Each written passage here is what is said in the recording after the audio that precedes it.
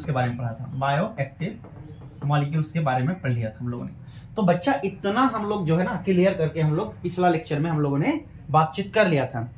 और हम लोग लास्ट टॉपिक रख दिए थे, थोड़ा सा टॉपिक रख दिए थे, क्या वो सीवेज ट्रीटमेंट में हम लोग माइक्रोब्स इन सीवेज ट्रीटमेंट। तो अगला हम लोग जो पढ़ने वाले हैं, तो अगला हम लोग पढ़ने वाले हैं, क्या पढ़ने वाले हैं, माइक्रोब्स इन सीवेज ट्रीटमेंट। तो इनको ये तो पढ़ा हुआ है, अगला हेडिंग लगाइए माइक्रोब्स इन सीवेज ट्रीटमेंट, ठीक है। तो हम लोग का अगला हेडिंग क्या हो जाएगा, बोलिए हमको, microbes in sewage treatment, microbes in sewage treatment. यानी कहने का मतलब ये है कि वाहित मल में, हिंदी में इसको लिखेंगे वाहित मल में सूक्ष्म जीव, ठीक है, वाहित मल में सूक्ष्म जीव, वाहित मल में सूक्ष्म जीव। अब ये सीवेज किसको कहते हैं या वाहित मल किसको कहते हैं, तो आप सब कोई जानते होंगे या फिर नहीं भी जानते हैं तो बढ़िया से जान लीजिए कि किचन रूम से, हमारे किचन रूम से, बाथरूम से, टॉयलेट रूम से या इंडस्ट्री से या फैक्ट्री से जितने भी गंदी पानी निकलते हैं उन्हीं को हम लोग सीवेज कहते हैं। यानी उस पानी में गंदा से गंदा चीज, ऑर्गेनिक मैटर हो, बैक्टीरिया हो, फंगस हो, वो सारे के सारे गंदे पानी को हम लोग क्या कहेंगे, बोलिए हमको, सीवेज कहेंगे।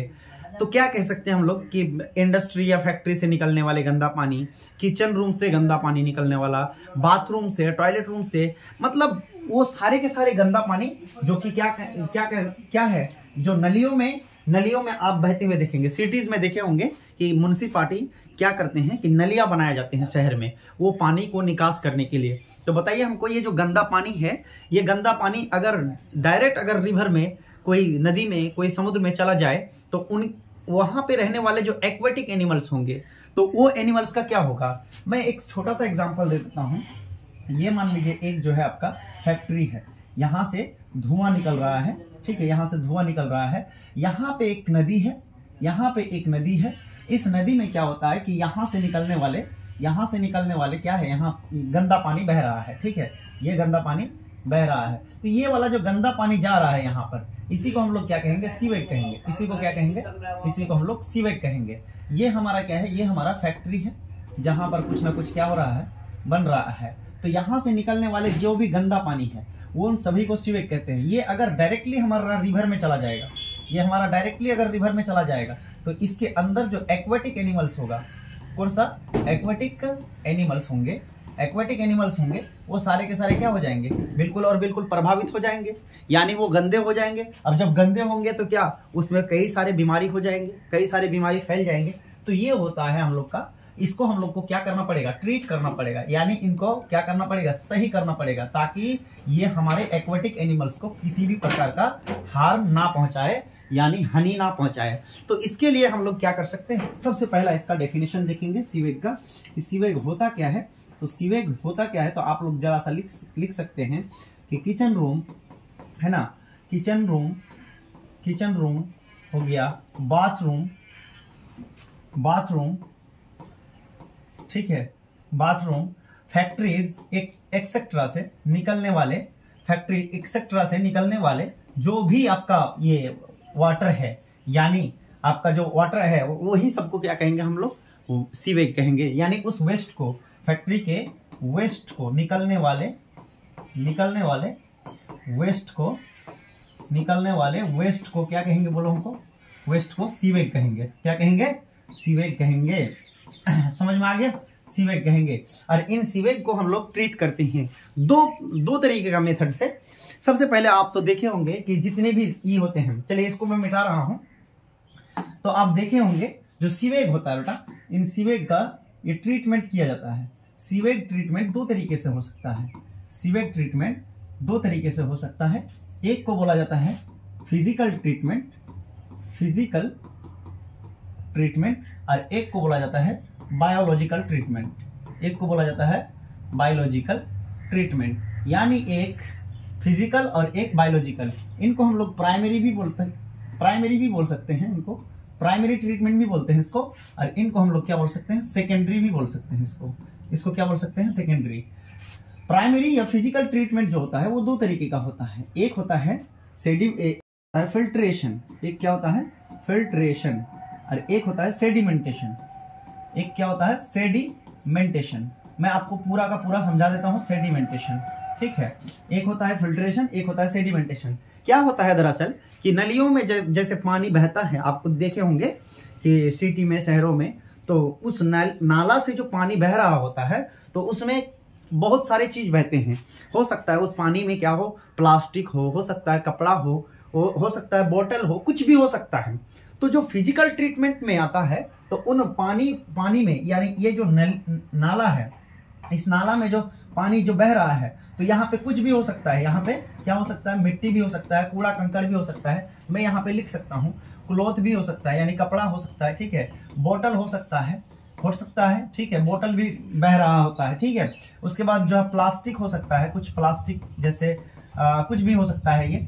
और उसके बाद जो है कंक्रीट हो सकता है, ईंटें वगैरह भी हो सकता है, मिट्टी भी हो सकता है, सॉइल भी हो सकता है। तो इन सभी को क्या किया जाता है, इन पानी से क्या कर दिया जाता है, इनको अलग कर दिया जाता है। इनको क्या कर दिया जाता है, अलग कर दिया जाता है। तो इसका मतलब ये हुआ कि फिजिकल ट्रीटमेंट किसको कहते हैं, कि सीवेज ट्रीटमेंट में सबसे पहला जो फिजिकल ट्रीटमेंट आता है, इसके अंतर्गत क्या किया जाता है, सीवेज से clothes, bottles, plastic, soil etcetera को क्या कर लिया जाता है, फिल्टर करके सेडिमेंटेशन कर लिया जाता है।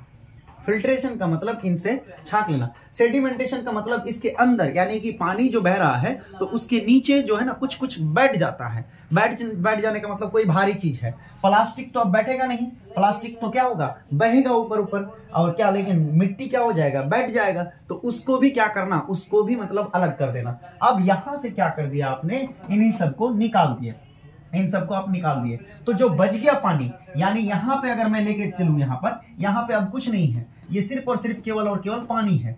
तो इन पानियों को क्या बोला जाता है, जानते हो, प्राइमरी स्लज कहा जाता है। इनको क्या कहा जाता है, इनको प्राइमरी स्लज कहा जाता है, प्राइमरी स्लज कहा जाता है। अब इन प्राइमरी स्लज को बायोलॉजिकल ट्रीटमेंट किया जाता है या सेकेंडरी ट्रीटमेंट किया जाता है। तो आप समझ में आ गया होगा कि फिजिकल ट्रीटमेंट में हम लोग क्या करते हैं, सीवेज से क्या करते हैं, जितने भी क्या बोलते हैं, क्लॉथ्स हैं, कपड़े हैं, बोतल है, प्लास्टिक है, सॉइल है, मिट्टी है, पत्थर है, कंक्रीट है, जितने भी कंकड़ वगैरह सारा कुछ है, उनको क्या कर देना, उनको अलग कर देना, उनको फिल्टर कर लेना, उनको सेडिमेंटेशन कर लेना। ये सारे के सारे करने के बाद जो हमारा पानी रेस्ट बच जाता है, जो हमारा वाटर रेस्ट बच जाता है, उसको प्राइमरी स्लज कहा जाता है। अब आपको मैं बता दूं कि प्राइमरी स्लज में जो है ना, वो ऑर्गेनिक मैटर हो सकता है। ऑर्गेनिक मैटर खूब ऑर्गेनिक मैटर है ना, ऑर्गेनिक मैटर है। उनके बाद इसमें और भी क्या है, इनमें हार्मफुल माइक्रोब्स हो सकते हैं, जो बिल्कुल और बिल्कुल क्या है, हार्मफुल हो सकते हैं, जो बीमारी कॉज कर सकता है। अब भी इसका ट्रीटमेंट अभी करना जरूरी है, ठीक है। अब इसका ट्रीटमेंट कैसे किया जाए, अब इनको क्या किया जाता है, इनमें एक क्या बोलते हैं, बैक्टीरिया छोड़ा जाता है, एरोबिक बैक्टीरिया।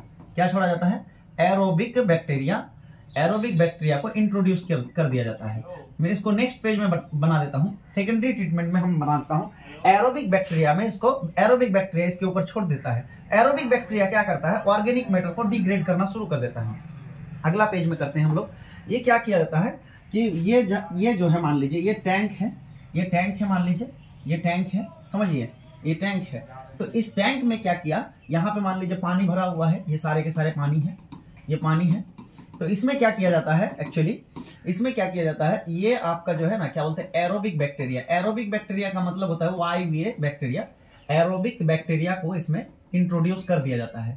ये एरोबिक बैक्टीरिया क्या करता है, इनके अंदर जो भी ऑर्गेनिक मैटर है, उनको क्या करना स्टार्ट कर देता है, डिग्रेड करना शुरू कर देता है। इनको डिग्रेड करना शुरू कर देता है। और इसके अंदर क्या है, माइक्रोब्स भी है, हार्मफुल माइक्रोब्स भी है, जिनको भी ये क्या करना स्टार्ट कर देता है, इनको डिग्रेड करना शुरू कर देता है। लेकिन इसको बहुत ज्यादा ऑक्सीजन की जरूरत पड़ता है। तो इसी से मिलता जुलता एक टर्म आया हुआ है, उस टर्म का नाम है, आपको पढ़ना पड़ेगा, BOD, बायोकेमिकल ऑक्सीजन डिमांड, या कई किताबों में बायोलॉजिकल ऑक्सीजन डिमांड भी देता है। तो इसका मैं फुल फॉर्म भी लिख देता हूं, बायोकेमिकल ऑक्सीजन डिमांड। ठीक है, इसका क्या मतलब होता है, इसका क्या मतलब होता है, 1 लीटर वाटर में 1 लीटर वाटर में कंटेंट जितना भी ऑर्गेनिक मैटर है, जितना भी ऑर्गेनिक मैटर है, इन ऑर्गेनिक मैटर को डिग्रेड करने में, क्या करने में, डिग्रेड करने में जो ऑक्सीजन की रिक्वायर्ड ऑक्सीजन होती है, उन्हीं को हम लोग क्या कहते हैं, उन्हीं को हम लोग क्या कहते हैं, बीओडी कहते हैं। आइए इसको अच्छा से समझ लीजिए। 1 लीटर पानी ले लीजिए, उस 1 लीटर पानी में जितना भी, यानी 1 लीटर आप प्राइमरी सलज ले लीजिए, प्राइमरी सलज ले लीजिए, इनको प्राइमरी सलज कहा हमने, तो उसमें क्या होगा, ऑर्गेनिक मैटर होगा। अब उसमें आपने बैक्टीरिया को छोड़ दिया, वो बैक्टीरिया क्या करेगा, उस ऑर्गेनिक मैटर को क्या करेगा, धीरे धीरे डिग्रेड करेगा। लेकिन और अगर आप एरोबिक बैक्टीरिया छोड़े हैं तो आपको पता होगा कि इनको क्या चाहिए, O2 इनको क्या चाहिए, रिक्वायर्ड है इनको, क्योंकि यहाँ ये ऑक्सीजन के प्रेजेंस में ही क्या करेगा, किसी चीज को डिग्रेड करेगा। तो 1 लीटर पानी में जितने भी ऑर्गेनिक मैटर है उनको डिग्रेड करने में जितना ऑक्सीजन का डिमांड होता है, ऑक्सीजन के रिक्वायर्ड होता है, ऑक्सीजन की जरूरत पड़ता है, उसी ऑक्सीजन की जरूरत के मुताबिक जो है ना, उसको क्या कहते हैं, बायोकेमिकल ऑक्सीजन डिमांड। इसी को क्या कहते हैं, बायोकेमिकल ऑक्सीजन डिमांड। यानी 1 लीटर पानी में आपका जो है जितना भी ऑर्गेनिक मैटर है, इन ऑर्गेनिक मैटर को डिग्रेड करने के लिए जितना ऑक्सीजन की मात्रा जरूरत होती है, उसे हम लोग क्या कहते हैं, बायोकेमिकल ऑक्सीजन डिमांड। और दूसरा ये भी बात कहते चलो कि बीओडी का लेवल जितना हाई होगा, यानी वाटर उतना ही क्या होगा, पोल्यूटेड होगा, यानी वाटर क्या होगा, उतना ही गंदा होगा, उतना ही गंदा होगा। और बीओडी अगर बहुत कम हुआ, इसका मतलब ये है कि वाटर क्या होगा, लेस पॉल्यूटेड होगा, लेस पॉल्यूटेड होगा। यानी बीओडी क्या हुआ, आपको ये समझ में आया कि बीओडी सर एक स्केल है जिसमें हम लोग ये मेजर करते हैं कि पानी कितना साफ है और कितना गंदा है। तो इसका मतलब ये हुआ कि पानी अगर बहुत ज्यादा गंदा होगा तो इसका मतलब बीओडी भी बहुत ज्यादा होगा, बायोकेमिकल ऑक्सीजन डिमांड उसमें उतना ही ज्यादा पड़ेगा। यानी जितना गंदा पानी उतना बीओडी, जितना कम मतलब कम गंदा यानी साफ सुथरा पानी उतना कम बीओडी। तो बीओडी अगर हाई हुआ तो इसका मतलब पानी बहुत ज्यादा गंदा है, बीओडी अगर लो हुआ तो इसका मतलब पानी बहुत कम गंदा है। आगे समझ में इतना। यहां पे क्या किया जाता है, ये सारे के सारे एरोबिक बैक्टीरिया को ये इंट्रोड्यूस कर दिया जाता है। अब इन ऑर्गेनिक मैटर को डिग्रेड कर दिया। अगले पेज में लेके चलते हैं हम। जब डिग्रेड कर देता है तो इनको जो है ना, इनको एक और प्लांट में लेके चला जाता है, इनको एक और जगह पे लेके जाया जाता है पाइप के द्वारा। अब इसमें क्या किया जाता है, इसको लेके जाना क्या कहलाता है जानते हो, इफ्लुएंट कहलाता है, ये इफ्लुएंट, ठीक है, सेकेंडरी ट्रीटमेंट के अंतर्गत इफ्लुएंट आता है। अब यहां पे क्या किया जाता है, एनएरोब्स छोड़ा जाता है, एनएरोब्स का मतलब होता है अवायवीय। यहां पे इसको इंट्रोड्यूस किया जाता है और ये लोग क्या करता है, गुच्छा में मतलब जो है ना ई बना लेता है, क्या बोलता है इसको, ग्रुप बना लेता है। इन ग्रुप्स को क्या कहते हैं जानते हैं, इन ग्रुप्स को कहते हैं फ्लॉक्स कहते हैं, इन ग्रुप को क्या कहते हैं, फ्लॉक्स कहते हैं। अर्थात हम लोग सेकेंडरी ट्रीटमेंट में हम लोग 2 ट्रीटमेंट देखते हैं कि प्राइमरी सलज का जो है ना, यहाँ पे एक बार ट्रीटमेंट किया गया एरोबिक बैक्टीरिया के थ्रू और इसको फिर एरिएशन करवाया गया इफ्लुएंट क्या बोलते हैं एक और टैंक में, और इसमें एनारोब्स को छोड़ दिया गया ताकि ये पानी और साफ हो जाए। जितना भी एरोबिक बैक्टीरिया था उनको भी मार डालता है ये, और ये लोग क्या कर लेता है, गुच्छा में कुछ फंगस और कुछ बैक्टीरिया ये लोग आपस में क्या कर लेता है बोलिए हमको, ग्रुप बना लेते हैं जिनको फ्लॉक्स कहते हैं। तो याद रहे ये क्या हो जाए, group of fungi is called flocks. अगर मैं गलत नहीं हूं, फ्लॉक्स किसको कहते हैं, ग्रुप ऑफ फंगी या ग्रुप ऑफ बैक्टीरिया होगा, बताइए हमको, ग्रुप ऑफ फंगी होगा ये, ठीक है, जिनको हम लोग क्या कहेंगे, फ्लॉक्स कहेंगे। आई थिंक इतना आपको समझ में आ गया है, तो ठीक है, आपका कंप्लीट हो गया माइक्रोब्स इन सीवेज ट्रीटमेंट। तो सीवेज को माइक्रोब्स के जरिए ही हम लोग ट्रीट करते हैं। अब इस पानी को क्या किया जाता है, इसको डाल दिया जाता है किसमें, रिवर में। तो चलिए इसको भी हम लोग क्या किए, सबसे पहला क्या किया बेटा, सीवेज लिए, सीवेज में क्या किया हम लोग, सीवेज को हम लोग क्या किए, प्राइमरी ट्रीटमेंट किए, क्या किए, प्राइमरी ट्रीटमेंट, ठीक है, प्राइमरी ट्रीटमेंट से क्या निकला बोले हमको, प्राइमरी ट्रीटमेंट से प्राइमरी सलज निकला, तो यहां पे आपका प्राइमरी सलज में लिख देता हूं, सलज। ये प्राइमरी सलज को हम लोगों ने क्या किया, प्राइमरी सलज को हम लोगों ने क्या किया, सेकेंडरी ट्रीटमेंट में हम लोग डाल दिए, सेकेंडरी ट्रीटमेंट में हम लोग ने डाल दिया इसको, सेकेंडरी ट्रीटमेंट में हम लोग ने डाल दिया। इस सेकेंडरी ट्रीटमेंट से क्या हुआ बोलिए हमको, इस सेकेंडरी ट्रीटमेंट में हम लोग ने एक बार क्या किया, एक बार हम लोगों ने एरोबिक छोड़ा, एक बार हम लोगों ने एरोबिक बैक्टीरिया किया, और एक बार क्या किया, इसी सेकेंडरी ट्रीटमेंट को, इसी सेकेंडरी ट्रीटमेंट में हम लोगों ने क्या किया, एक बार एनारोब्स छोड़ा, एनारोब्स छोड़ दिया, ठीक है। अब इस एनारोब्स के थ्रू जो भी हमारा ये पानी हुआ, इसको हम लोग क्या करेंगे, रिवर में इसको रिलीज कर देंगे, इसको हम लोग क्या करेंगे, नदियों में इसको छोड़ देंगे। अब ये पानी जो है ना बिल्कुल साफ है, एक्वेटिक एनिमल्स के लिए हार्मफुल नहीं है। तो मुझे लगता है आपको समझ में आ गया कि सीवेज जो गंदा था उनको हम लोगों ने प्राइमरी ट्रीटमेंट करवाया। इसमें हम लोग दो चीज करवाए थे, एक फिल्ट्रेशन करवाए थे, और एक क्या करवाए, सेडिमेंटेशन, एक क्या करवाए, सेडिमेंटेशन कर। तो ये जो है आपका सेडिमेंटेशन बता दिया था मैंने प्राइमरी ट्रीटमेंट में। उसके बाद जो है प्राइमरी सलज यहाँ पे जाता है सेकेंडरी ट्रीटमेंट के लिए। सेकेंडरी ट्रीटमेंट में हम लोग एरोबिक बैक्टीरिया को डालते हैं, एरोबिक बैक्टीरिया से सेकेंडरी ट्रीटमेंट में इफ्लुएंट को डालते हैं, इफ्लुएंट्स में फिर से क्या करते हैं हम लोग, एरोब्स डाल देते हैं, और अल्टीमेटली उसको हम लोग रिवर में ही कर देते हैं। तो अगला जो टॉपिक है बच्चा, मैंने लिख दिया था, इसमें थोड़ा सा क्या बोलते हैं, टेक्निकल प्रॉब्लम आ गया था। अगला जो हेडिंग है आपका, microbes in production of biogas व गोबर गैस व मार्स गैस व मीथेन गैस। इसका 4-5 नेम है, और हिंदी में आप लोग क्या कर सकते हैं, जैव गैस के उत्पादन में सूक्ष्म जीव। जैव गैस में क्या करते हैं हम लोग, माइक्रोब्स का यूज करते हैं। एक्चुअली आप लोग पता होगा कि जो भी मवेशी होता है, यानी कैटल होता है, गाय भैंस होता है, तो उनके आंत में यानी रूमिनेंट में उनका जो छोटी आंत बड़ी आंत होता है ना, तो उनमें एक बैक्टीरिया होता है। वो बैक्टीरिया क्या करता है, मीथेन गैस को क्या करता है, प्रोड्यूस करता है। और उस बैक्टीरिया का नाम आप जानते होंगे, मीथेनोजीन्स, या फिर उसी का नाम क्या है, मीथेनोबैक्टीरियम। अगला स्लाइड में हम लोग चलते हैं।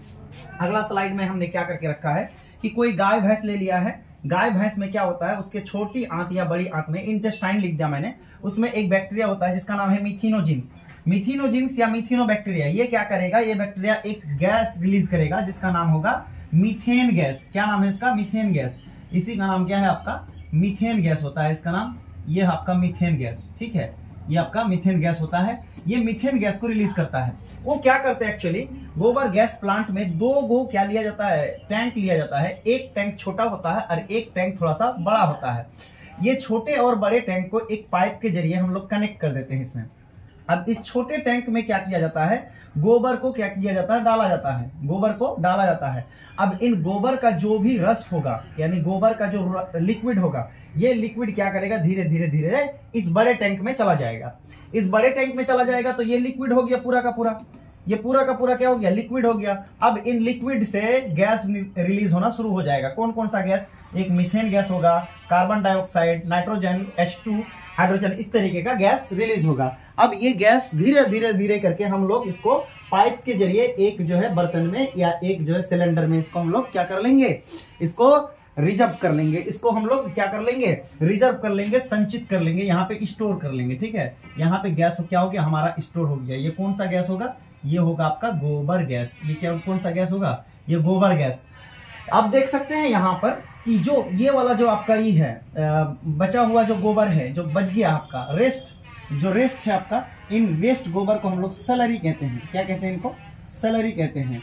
अब इन सलरी को क्या करते हैं हम लोग, इन सलरी को हम लोग क्या करते हैं, क्रॉप फील्ड में यूज कर लेते हैं। क्रॉप फील्ड का मतलब ये होता है कि खेतों में हम लोग इसको डाल देते हैं ताकि इसकी उर्वरकता बढ़ जाए। यानी अगर मान लीजिए ये कोई खेत है तो यहाँ पे कुछ ना कुछ क्या होंगे, प्लांट होंगे, कुछ ना कुछ क्या होंगे, प्लांट होंगे। इस प्लांट में क्या करते हैं, इस खेत में हम लोग क्या करते हैं, इनको हम लोग डाल देते हैं ताकि इनका क्या हो सके, इनका फर्टिलिटी बढ़ जाए। इनका क्या हो जाए, फर्टिलिटी बढ़ जाए, या फिर इसकी उर्वरकता जो होता है, उर्वरकता जो होता है वो बढ़ जाए, उपज बढ़ाए। तो ये बायो फर्टिलाइजर्स का एक काम कर रहा है, ठीक है। बायो फर्टिलाइजर्स का भी एक काम कर रहा है जिसमें हम लोग ना केमिकल का यूज कर रहे हैं, केवल और केवल गोबर का यूज कर रहे हैं। तो आई होप आप लोग बिल्कुल अच्छे से समझ गए होंगे कि एक्चुअली हुआ क्या है।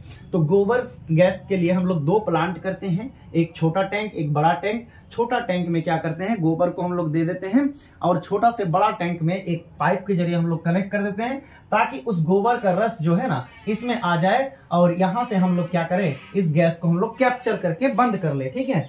और जो बचा हुआ गोबर होगा उनको हम लोग सैलरी कहेंगे।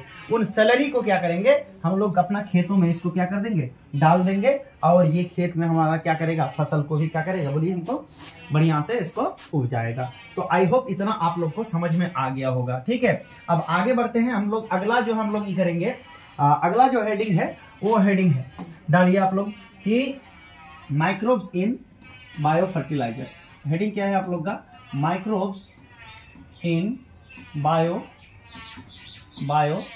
फर्टिलाइजर्स, बायो फर्टिलाइजर्स, ठीक है। हिंदी में लिखेंगे क्या कि जैव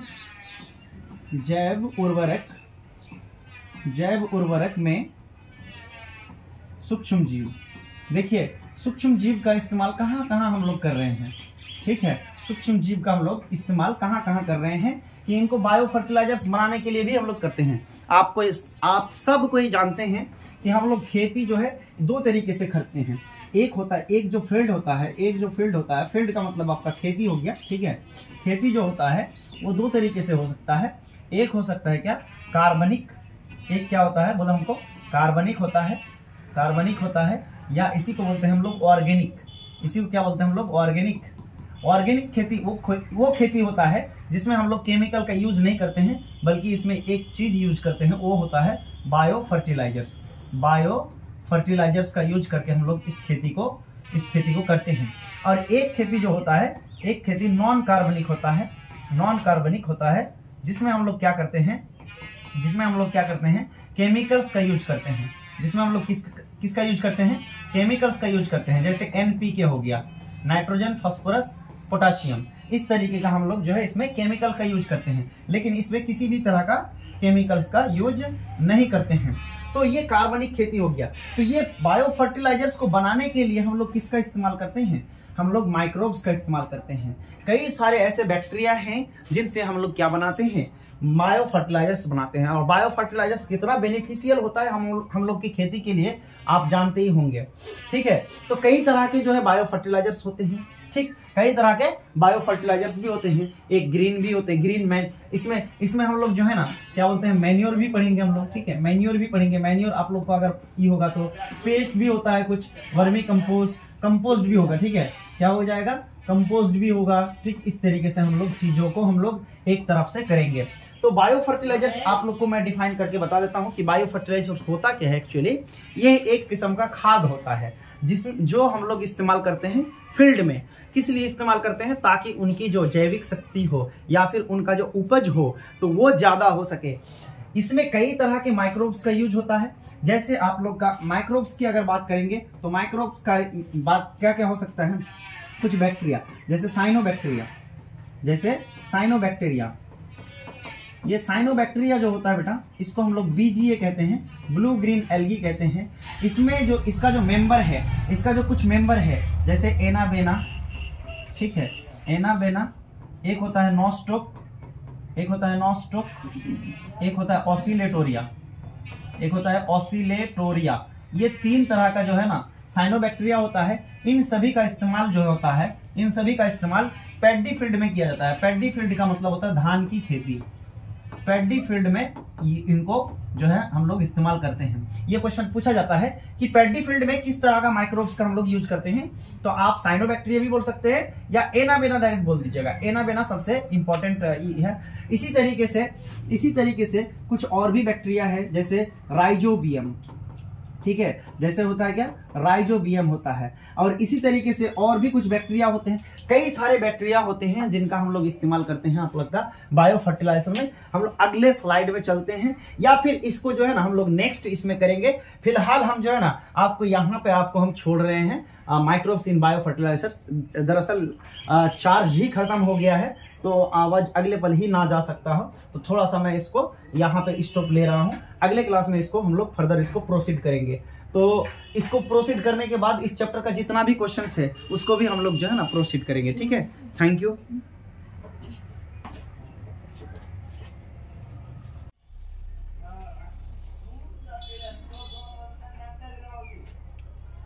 hello hello hello hello hello, कैसे हैं बच्चा लोग? अच्छे हैं, मस्त हैं। चलिए क्या किया जाए, होम में जाया जाए, उसके बाद फाइंडर में क्या है हमारा पेपर। चलिए स्टार्ट हो जाने दीजिए पहले, ठीक है। कहाँ है ये, क्या हो गया? अरे यार, यहाँ है ना। चलिए आ चुका है हम लोग का जो है एक और एक पेपर जो आप लोग के लिए निहायत इम्पोर्टेंट है, काफ़ी इम्पोर्टेंट पेपर लेके आए। हेलो हेलो दोस्तों, क्या आवाज़ जा रहा है? बिल्कुल आवाज़ जाना चाहिए, ऑडिबल और विजिबल है तो एक बार थम्स अप कर दीजिएगा बढ़िया से। तो यहाँ पे हम लोग फिर से आपके लिए बहुत ही अच्छे लेवल का क्वेश्चंस जो बोर्ड में प्रोबेबिलिटी है इनका पूछने का, एनसीईआरटी बेस्ड है क्वेश्चंस, इनको लेकर के आए हैं। तो उम्मीद करता हूँ कि आप लोग जो है इस सेट में पूरा 35 क्वेश्चन है, 35 है, इनमें से कम 30 का भी आंसर आप लोग इजीली कर लेंगे तो बहुत ही मुझे खुशी होगा। आइए स्टार्ट करते हैं हम लोग, ठीक है। स्टार्ट क्या करते हैं, सबसे पहला क्वेश्चन को देखिए जरा सा, और पहला क्वेश्चन को देख के हमको जरा बताइए कि इस क्वेश्चन में क्या पूछा है। इस क्वेश्चन में पूछा है मॉर्गन वर्कड ऑन, मॉर्गन ने किस पर काम किया था, यानी मॉर्गन ने निम्न में से किस पर विचार किया था, फ्रूट फ्लाई पर, हाउस फ्लाई, हनी बी पर या ड्रैगन फ्लाई पर। तो इसका जो आंसर है आपका ये हो जाएगा एक फ्रूट फ्लाई पर किया था। क्या उस फ्रूट फ्लाई का नाम कोई बताएगा? जी हाँ, इस फ्रूट फ्लाई का नाम क्या है, बोलिए हमको। इस फ्रूट फ्लाई का नाम क्या है? इस फ्रूट फ्लाई का नाम अगर आप बोल सकते हैं तो बोलिए, जल्दी से कमेंट कीजिए, ठीक, जल्दी से कमेंट कीजिए। तो कौन टिकेगा जी? तो इसका नाम क्या है आपका? पता चल गया ना आपको, ड्रोसोफिला, ड्रोसोफिला मेलानो एस्टर, ठीक है। ये आपका फ्रूट फ्लाई का नाम था जो मॉर्गन ने जिनका इस्तेमाल किया था। उसके बाद नेक्स्ट क्वेश्चन हम लोग देखते हैं, इन female primary sex organs are called. Female में सबसे प्राथमिक अंग कौन सा कहलाता है, बोलिए हमको भाई। फीमेल में प्राइमरी सेक्स ऑर्गन किसको कहते हैं? ओवरी को कहते हैं। किसको कहते हैं? हाँ ठीक है, ठीक है सर, कल आइए उसके बाद जो बातचीत करते हैं, ठीक। तो यहाँ पे जो है ना क्या बोलते हैं, ओवरी इसका आंसर हो जाएगा। आई थिंक आपने ये कर लिया, ठीक है। इसको देख सकते हैं आप कि प्राइमरी सेक्स ऑर्गन जो है ना फीमेल में किसको कहते हैं, बोलिए हमको, ओवरी को कहते हैं। आइए आगे बढ़ते हैं। अरे भाई ये क्या हो गया, वो क्या किया, कहाँ चला गया, दैट्स इज, ठीक है। चलिए तो ये हो गया हमारा, ओवरी हो गया। अब हम लोग जो है ना थर्ड नंबर क्वेश्चंस करेंगे। थर्ड नंबर क्वेश्चंस दिख गया होगा। थर्ड नंबर क्वेश्चंस में क्या है, थर्ड नंबर क्वेश्चंस में क्या है आपका, पूछा है यूटेरिन कैविटी इज लाइंड बाय, यानी जो गर्भाशय का दीवार है, आप लोग तो बनाना जानते ही हैं, ऐसे ऐसे बना दीजिएगा बढ़िया से, है ना, ऐसे ऐसे बनाना जानते ही होंगे, ठीक है ना। इस तरीके से बना दिया जाता है यूटेरिन कैविटी। ये है आपका यूटेरस, ये है आपका यूटेरस, ठीक है। यहां से आप बना सकते हैं आराम से, कोई दिक्कत नहीं है। ऐसा करके आप बना सकते हैं, कोई दिक्कत नहीं। ये जो आपका यूटेरिन कैविटी का लाइन पूछा है, यूटेरिन कैविटी का लाइन का मतलब होता है इनर मोस्ट, कौन सा, इनर मोस्ट जो है आपका ये पूछा है। तो इनर मोस्ट में एक ही वॉल होता है जिसका नाम क्या होता है, बोलिए हमको, एंडोमेट्रियम। क्या होता है उसका नाम है, एंडोमेट्रियम वॉल। हालांकि 3 दीवार होता है उसमें, पेरीमेट्रियम, मायोमेट्रियम, इंडोमेट्रियम। तो लेकिन यहाँ पे आपका जो पूछा है यूटेरिन कैविटी, ये कैविटी के बारे में पूछ दिया है, ठीक है। तो इसमें आप क्या कर दीजिएगा, इंडोमेट्रियम लगा दीजिएगा, ठीक है। आपका सी नंबर सही आंसर हो जाएगा। नेक्स्ट क्वेश्चन में अगर हम लोग चले, ये वाला हो जाएगा आपसे। नेक्स्ट क्वेश्चन में अगर हम लोग चले तो नेक्स्ट क्वेश्चन में क्या दिया हुआ, देखिए जरा सा। क्वेश्चन दिया हुआ है the structure which is also called secondary eggs membrane. Secondary egg membranes में क्या होता है, ये आपका हो जाएगा कोरोना रेडिएटा। क्या आंसर हो जाएगा, बोलिए हमको, कोरोना रेडिएटा मार दीजिएगा। नेक्स्ट क्वेश्चन है the release of ovum from mature graafian follicle is termed as. ग्राफी पुटक से, आप लोग हिंदी पढ़ते चलेंगे, ठीक है। ग्राफिक ऊतक से एक परिपक्व अंडाणु का मोचन क्या कहलाता है? यानी आपका ग्राफियन फॉलिकल से अंडा का निकलना। अंडा का निकलना क्या कहलाता है? बोलिए हमको ओव्यूलेशन कहलाता है। और ये ओव्यूलेशन कौन सा हार्मोन कराता है? LH हार्मोन कराता है। कौन सा हार्मोन कराता है? LH हार्मोन कराता है। अगला क्वेश्चन हम लोग फटाफट कर लेते हैं। 6 नंबर क्वेश्चन में क्या पूछा है? 6 नंबर क्वेश्चन में पूछा है, अरे यार ये क्या हो क्या रहा है? 6 नंबर क्वेश्चन में पूछा है फर्टिलाइजेशन टेक प्लेस। फर्टिलाइजेशन कहां पर होता है? तो आपका एक एनसीईआरटी में एक बहुत बढ़िया सा फिगर दिया हुआ है, इस तरीके से ही फिगर दिया हुआ है। तो इस तरीके से फिगर जो दिया हुआ ना, तो ये जो फिगर दिया हुआ है, ये जो फिगर दिया हुआ, तो यहाँ पे पार्ट सबका नाम दे दिया है। आपका एनसीईआरटी गौर से देखिएगा कि कहां कहां फर्टिलाइजेशन होता है। तो फर्टिलाइजेशन जो होता है वो फॉलोपियन ट्यूब में होता है। फॉलोपियन ट्यूब में एक पार्ट होता है जिसका नाम होता है एम्प्यूला पार्ट होता है। हालांकि इसमें 3 पार्ट होता है, लेकिन एम्पूला में फर्टिलाइजेशन होता है। तो यहाँ पे दिया फर्टिलाइजेशन टेक प्लेस इन, आपको पूरा डिटेल से आपको जानना पड़ेगा, जिसका नाम है एम्पूला। ये किसका पार्ट है? फर्टिलाइजेशन का पार्ट है। The placenta helps in, placenta किस किस में हेल्प करता है? Supply of oxygen and nutrition to the embryo. बिल्कुल सही जवाब है कि भाई ये जो अर्ली फेज में एम्ब्रायो जो होता है उसको क्या सप्लाई करता है? ऑक्सीजन भी सप्लाई करता है, न्यूट्रिएंट भी सप्लाई करता है। उसके बाद removal of carbon dioxide and excretory waste material produced by the embryo. Embryo के द्वारा हग्गू मुत्तू जो भी कर रहा है, CO2 जैसे छोड़ रहा है, तो सांस जो छोड़ रहा है वो किससे छोड़ रहा है? प्लासेंटा से ही छोड़ रहा है। आपको पता होगा कि प्लासेंटा जो होता है बेटा, प्लासेंटा मदर और फीटस के बीच, ये मदर है और ये क्या है? फीटस है। ये जो है फीटस है, इनके बीच जो है ना फंक्शनल यूनिट होता है प्लेसेंटा। प्लासेंटा से ही क्या करता है? खाना पीना भी लेता है बच्चा, और प्लेसेंटा से ही CO2 रिलीज भी करता है। अब जितना भी उत्सर्जी पदार्थ होते हैं उनको भी वो स्रावित करता है। तीसरा, प्रोडक्शन ऑफ हार्मोन। क्या ये हार्मोन प्रोडक्शन नहीं करता है? जी हाँ बिल्कुल, ये एक इंडोक्राइन की तरह व्यवहार करता है। कौन कौन सा हार्मोन? कमेंट में जरूर करें। All of this. तो इसका सही आंसर क्या हो जाएगा? बोलिए हमको। ऑल ऑफ दिस हो जाएगा, यानी आंसर नंबर डी हो जाएगा आपका। तो 7 नंबर का डी देख रहे हैं हम लोग, बिल्कुल एकदम करेक्ट है। अगला क्वेश्चन हम लोग करते हैं। अगला क्वेश्चन क्या है? 8 नंबर क्वेश्चन है।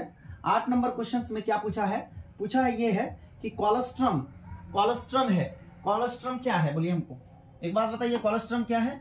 तो कोलेस्ट्रम में आपको पता ही होगा कि जब लैक्टेशन होता है, लैक्टेशन का मतलब ये होता है कि जब डिलीवरी हो जाता है, यानी बच्चे हो जाता है, पार्चुरेशन जिसको कहते हैं हम लोग आम भाषा में डिलीवरी कहते हैं, तो क्या होता है कि उसमें क्या बोलते हैं, एक गाढ़ा जो होता है अर्ली फेज में यानी इनिशियल फेज में, उस दूध में क्या होता है? कोलेस्ट्रम होता है, जिसमें IgA होता है। जिसमें क्या होता है? बोलो हमको। IgA होता है, इसमें IgA एंटीबॉडी होता है, इसमें आपको पता ही होगा।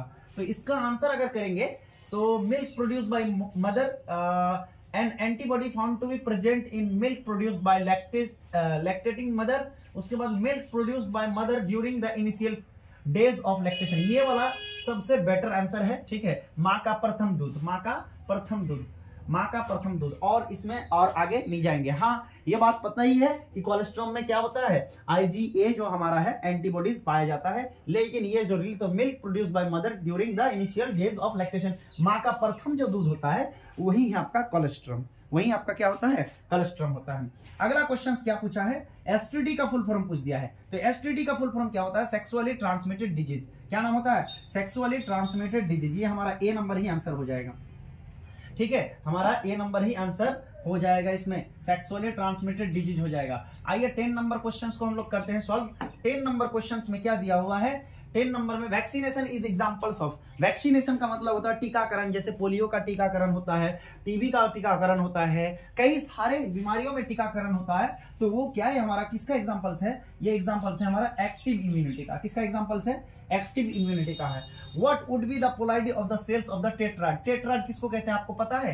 Tetrad sexual reproduction in flowering plants में आप जब पढ़ते हैं, कौन सा पढ़ते हैं? ये वाला चीज जरा सा रिमाइंड कीजिए। ये वाला चीज जब पढ़ते हैं, ये वाला चीज यहां से आपको कुछ याद आया होगा। यहां से जब निकालते हैं हम लोग, तो यहां से एक क्या निकालते हैं? एक डायग्राम निकालते हैं, और इसमें हम लोग कुछ क्या भर देते हैं? सेल्स भर देते हैं, जिनको हम लोग क्या कहते हैं? पॉलिन मदर सेल कहते हैं। बोलिए हमको।